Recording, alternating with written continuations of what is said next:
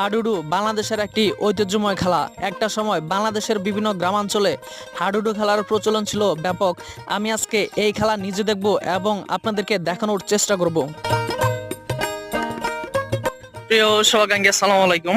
আমি আজকে এমন একটি জায়গায় যাচ্ছি যেখানে একটি বিশাল হাডুডু খেলার আয়োজন করা হয়েছে। আপনারা জানেন যে হাডুডু ছিল এক সময় গ্রাম বাংলার ঐতিহ্য, কারণ ওই সময় হাডুডু বা গ্রামীণ যে অঞ্চল আছে এই অঞ্চলে কিন্তু প্রচুর পরিমাণ আয়োজন করা হতো।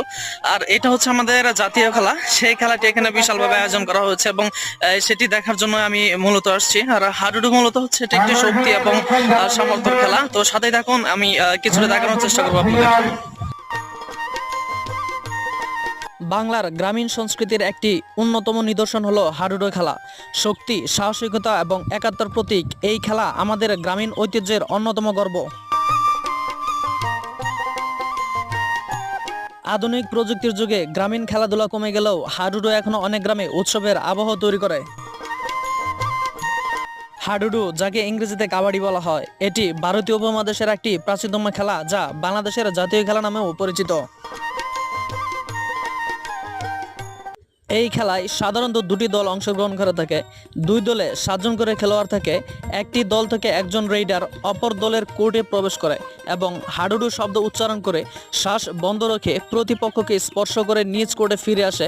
প্রতিপক্ষের খেলোয়াড়দের ছুঁয়ে ফিরে আসলে পয়েন্ট লাভ হয়, আর ধরা পড়লে সে আউট হয়ে যায়।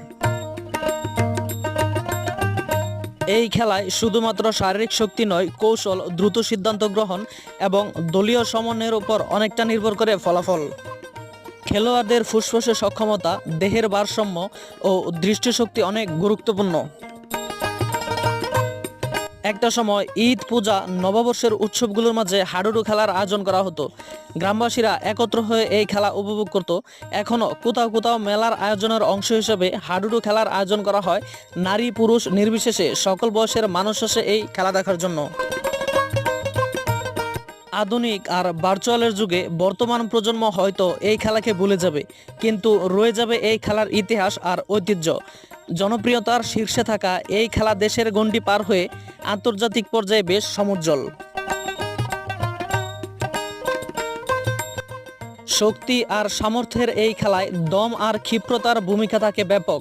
গ্রাম বাংলার ঐতিহ্যকে ধারণ করে এলাকার মুরব্বী থেকে শুরু করে যুবকেরা অংশগ্রহণ করে থাকে এই খেলায়। হাডুডু খেলা মানুষকে যেমন আনন্দ দেয়, ঠিক তেমনি দুঃখও দেয়।